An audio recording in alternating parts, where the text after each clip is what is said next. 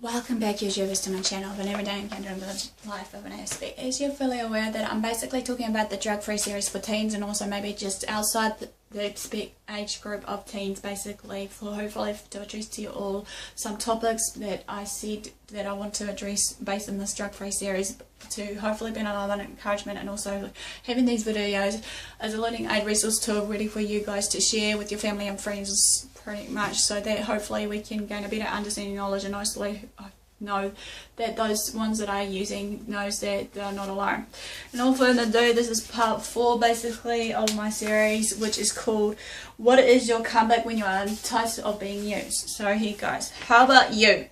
What do you say or do in the situation where others try to entice you to use or make you feel that you need to fit in and blend in despite the temptation of using is there?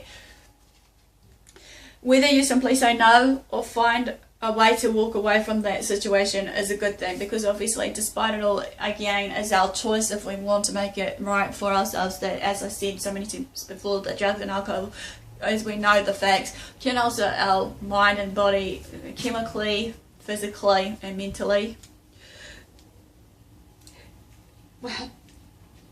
Whether you please say no or find a way to walk away from the situation, want to feel confident enough that you can trust yourself to do this. However, you will want to know exactly how to do this, even if to date you haven't been tempted or even enticed. Even though, like I said, in this world today, that there is a lot of environments where we are enticed to be using based on alcohol and drugs, and like I said, despite our busy lives as a teen, that we feel so many more pressures than we had probably before, but it's still no excuse for us to just make bad choices in the long run.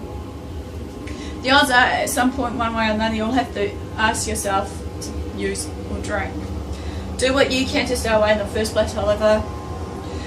Of course, you don't live in a cocoon, and you can't always tell when someone is going to offer you the drugs or alcohol, but you can try to avoid them by getting into this situation by defeating yourself, because no one else will, however. Because obviously, as we know, that when it comes down to making these everyday choices, however, guys, that,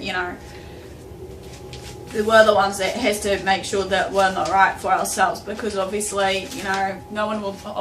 I noticed that in my circle at the moment, my circle is getting smaller based on what I'm sharing, whatever it may be, even though doesn't matter, because obviously I know I'm trying to do the right thing by just hopefully encourage you all and support you all, no matter what it may be and whatnot.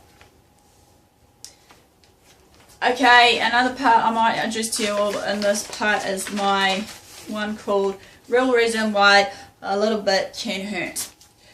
Using a little bit can hurt, however, one of the most persuasive arguments that we've been hearing, basically, not to use even a little or just try it, is that experimenting is how people get started in the first place of, this drugs and alcohol.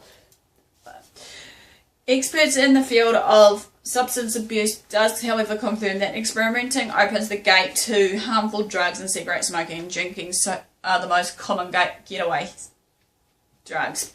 Smoking cigarettes, for example, is considered the most predictable getaway to experimenting with other drugs, however, because as we know that now with smoking there is more substances that is addictive than ever, and with those substances that we don't realise once it's really addictive, sometimes people may argue this fact with me, but I notice that when it comes down to people smoking, other people will use other high drugs, recreational drugs, be it, as I said before, speed, ecstasy and whatever else, just to get them on the up and go, to keep them on that high threshold. Here are some statistics showing that it speaks for themselves, however, just to bear in mind. Nearly 65% of teenagers try cigarettes before they reach 17. Of these, 52% will become regular smokers. Smoking from 2 to 10 cigarettes on a daily basis, or even more, depending, because like I said, of the teenagers who smoke cigarettes, 65% will try marijuana. Of those, 49% will smoke marijuana on a regular basis also. Of the teenagers who smoke marijuana, 65% will experiment with other drugs, from inhalants to crystal meth, heroin and the like.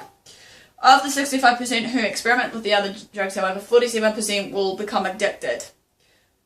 Of the teenagers who smoke the marijuana, 71% will use alcohol. Of those 58% of teens who drink the alcohol, 82% will develop a serious drinking problem in later life. Teenagers who try or experiment with the getaway drugs are 260 times more likely to be using more hardcore drugs in later life.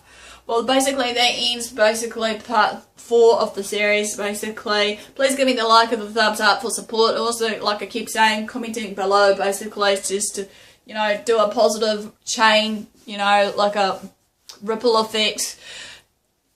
Subscribe to my channel if you haven't done so. Share my videos around to family and friends, as I said, because I want to create this as an awareness, basically, and hopefully just not to be a hero or anything, just to save lives and encouragement and all that for others around, sort of thing. So, and all further ado, thanks for watching, guys, and I'll see you all soon.